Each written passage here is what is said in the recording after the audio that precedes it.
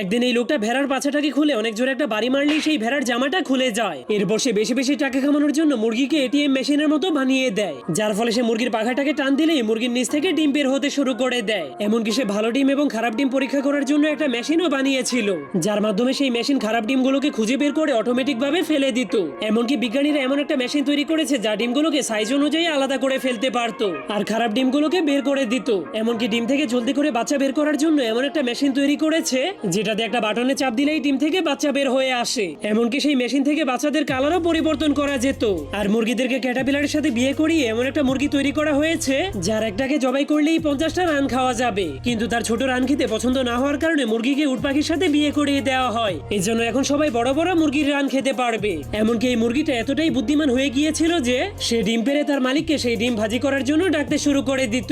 আর সেই দুনিয়ার মানুষের এতটাই চালাক ছিল যে ঘোড়াকে জিরাফের সাথে বিয়ে করিয়ে সবগুলো রেসকেই সহজেই